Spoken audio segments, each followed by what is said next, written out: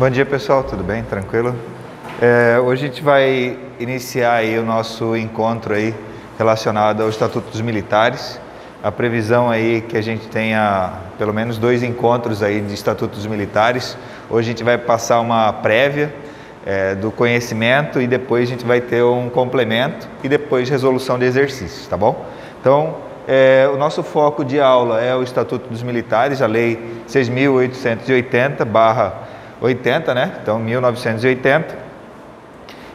Antes, né, de a gente entrar na lei especificamente, eu preciso contextualizar o surgimento da lei para que vocês entendam qual é a necessidade da cobrança dela no seu concurso e qual a vinculação dela com o nosso conteúdo de direito constitucional.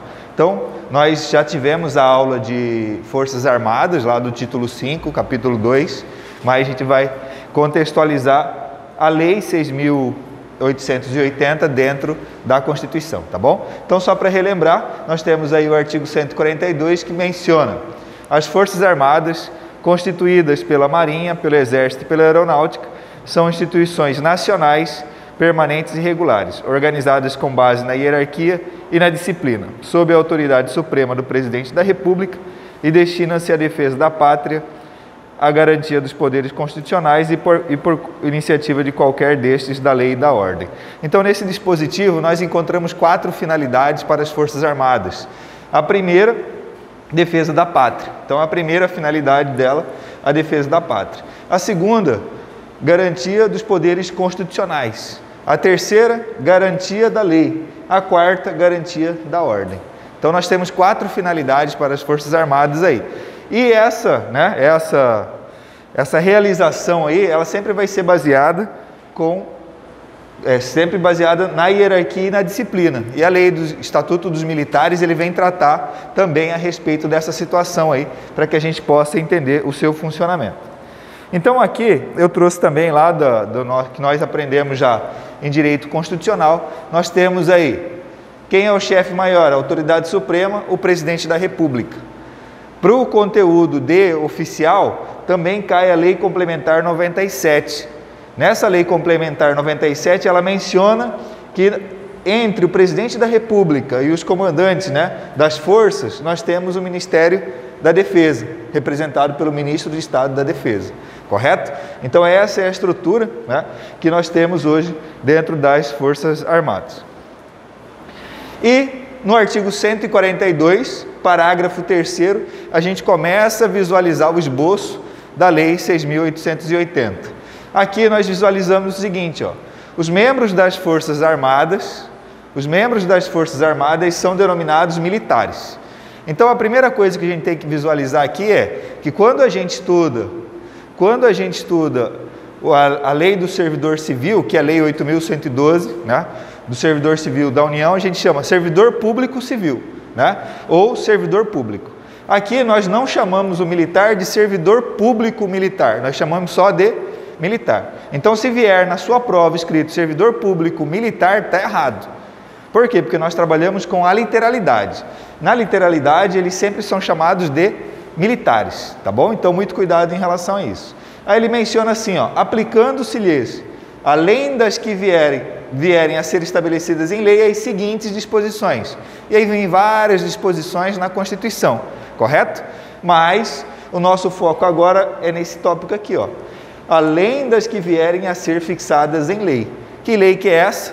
A lei do foco da aula de hoje, Lei 6.880. Perfeito? E aí eu trouxe aqui para vocês, né?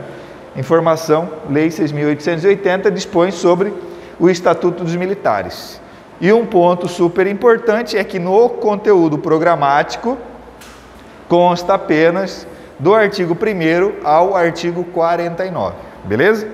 Então, oficialmente a gente entra na nossa lei. Eu só fiz uma contextualizada para vocês para que a gente pudesse entender a vinculação entre a Lei 6.880 e a Constituição Federal, que é o que a gente estudou. Então, o nosso estatuto, o Estatuto dos Militares, é composto aí de 5 títulos. 5 títulos é a composição do nosso Estatuto dos Militares. Mas o nosso edital não cobra os 5 títulos, ele cobra apenas o título 1 e o título 2. Então, já ficamos mais felizes, né? Diminuiu a quantidade de conteúdo aí. Então nós temos o título 1 e o título 2 aí, para que a gente possa aprofundar. O título 1, ele é apenas composto de capítulos, então é uma apresentação visual aqui. Já o título 2, além de capítulos, ele tem a composição de seções, certo? Então ele vai ser composto também de várias seções aí. E aí a gente vai aprofundar sobre cada um desses itens aí em relação às seções. E aí, para que a gente possa entrar no assunto, a gente vai fazer uma revisada da parte constitucional das terminologias. Então, Forças Armadas é Estatuto dos Militares. Militares de onde? Das Forças Armadas. E quais são as bases das Forças Armadas? A hierarquia e disciplina. Então, o que a gente vai trabalhar como base aí é sempre a hierarquia e disciplina. As características de nacionais, permanentes e regulares são aquilo que a gente já estudou no direito constitucional. São as características das Forças Armadas. São compostas pelas 3 forças, Marinha, Exército e Aeronáutica, e a finalidade, como a gente já mencionou aí anteriormente, são 4. Defender a pátria, garantir os poderes constituídos e garantia da lei e garantia da ordem. Então aqui nós temos algumas características que a Constituição nos traz. Não caberá habeas corpus em relação a punições disciplinares militares. Então isso é uma característica que a gente já visualizou. E o que a gente tem que tomar cuidado no dia da prova é que não é passível em punições disciplinares. Em punições criminais é possível a impetração do habeas corpus, mas em punições disciplinares não. Então nós temos, dentro da estrutura das Forças Armadas, a situação da hierarquia e disciplina. Dentro da hierarquia e da disciplina, eu posso ter uma detenção disciplinar. Então você vai ser detido do ponto de vista disciplinar. Já que eu estou dentro daquela premissa, hierarquia e disciplina, não tem por que eu impetrar um habeas corpus querendo questionar essa hierarquia e disciplina que é a base das Forças Armadas, tá bom? Então muito cuidado, tem que tomar cuidado em relação a esse tópico, que disciplinares não é permitido, criminais é permitido.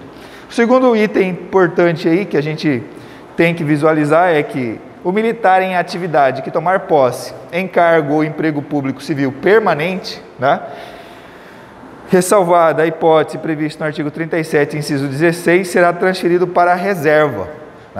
Então, o que a gente já aprendeu em relação a isso? Quando eu tenho emprego público civil permanente, ele vai ser transferido para a reserva, exceto quando enquadrar nessa situação. E qual é essa situação? Quando ele puder acumular 2 cargos da área de saúde. Então, se ele é psicólogo, se ele é médico, se ele é enfermeiro, se ele é técnico em enfermagem, qualquer profissão na área da saúde, ele pode acumular. Se ele não for da área da saúde, ele vai para a reserva.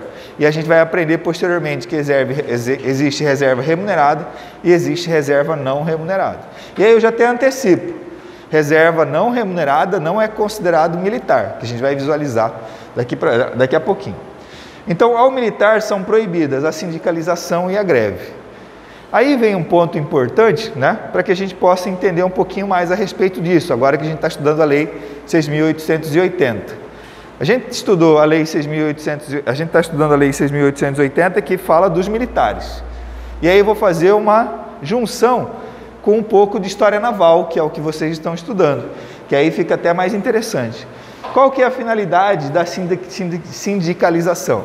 É brigar por direitos trabalhistas, é brigar por melhoria das condições de trabalho.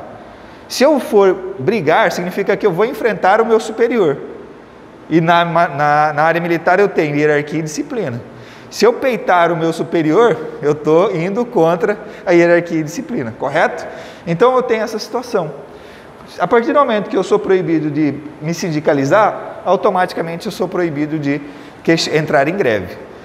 Mas por que essa necessidade? Porque se eles entram em greve, eles desestruturam toda a segurança pública, toda a segurança nacional. Isso já aconteceu? Já aconteceu, inclusive está no seu livro de História Naval. Daqui a pouquinho eu abro aqui para mostrar para vocês, como o professor de História Naval coloca, bem colocado, os livros que caem no seu concurso são propagandistas, então ele sempre vai falar bem da Marinha. Quando ele tiver uma falha em si, ele vai colocar de maneira camuflada. Né? E o que aconteceu? Né? Em determinado período, em 1925, se não me engano, os militares estavam tendo uma diferença brusca entre remuneração, entre os oficiais e os praças. E aí o que aconteceu? Né? Os praças começaram a se revoltar e saíram, né? Saíram do nada das Forças Armadas, foram para o lado oposto, para brigar contra o país. E aí, né, o que aconteceu? Falou assim, opa, vamos estabelecer uma remuneração adequada para os servidores, para os militares.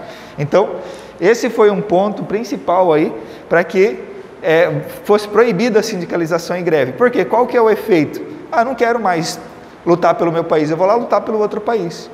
Lá no livro de História Naval, ele fala assim, de uma maneira bem sutil. Ele fala o seguinte, que em decorrência de ausência de recursos orçamentários, foi diminuído o contingente em determinada briga. Ele fala assim. Agora, se você for pesquisar a profundo o que é, na verdade o nosso país não quis pagar adequadamente os militares sumiram das Forças Armadas, né? Pediram baixa das Forças Armadas, nem oficialmente, saíram todo mundo em conjunto e foram brigar contra o território brasileiro. Correto? Beleza?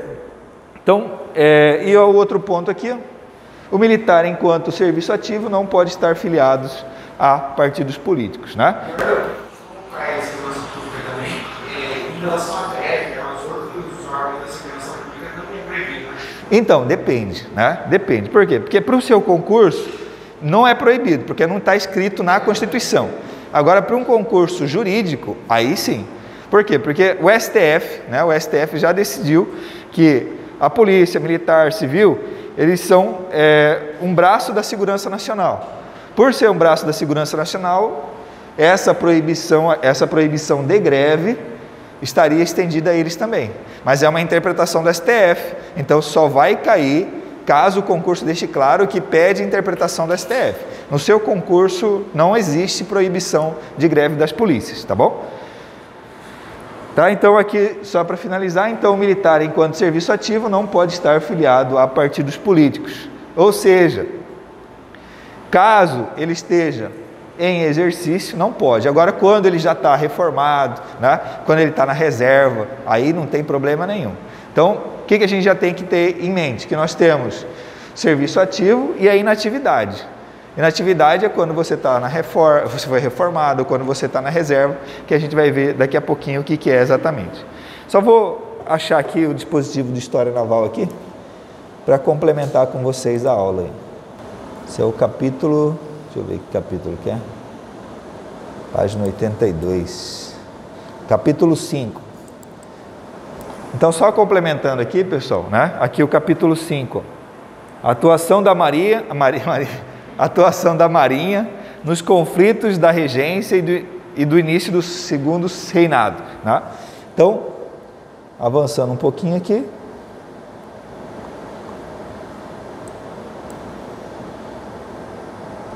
Ele coloca aqui nesse parágrafo, ó, no período regencial, o conturbado ambiente político da corte se refletiu nas províncias do Império em movimentos armados que explodiram por todos os principais centros regionais desde 1831 até os anos da consolidação do reinado de Dom Pedro II.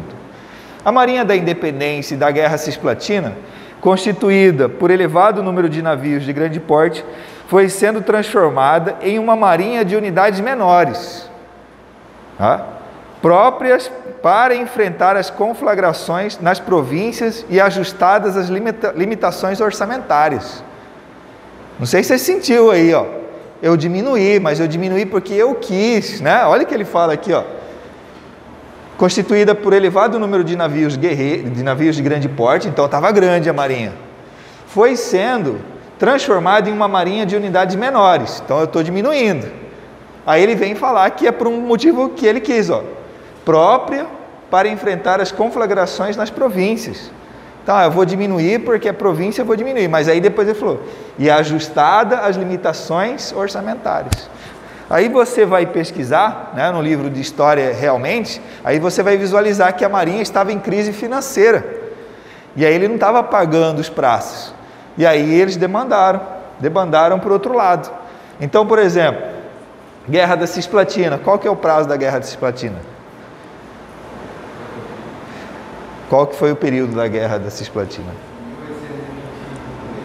25, né? Até 28, né? Então, 1825 até 1828. Então, nesse período, os militares mudaram de lado. Por quê? Porque foram ajustadas as limitações orçamentárias. Por que que oficial, né, as grandes patentes aí poderiam receber uma boa remuneração e os que vão para a linha de combate não receberiam, né, não estavam recebendo? Então eles mudaram, tá bom? Então isso aqui é o que pode cair no seu concurso, é literalidade. Ajustadas limitações orçamentárias. É um tema que eu não vi até hoje em provas de história naval. Então é um tema aí que pode ser cobrado. Beleza?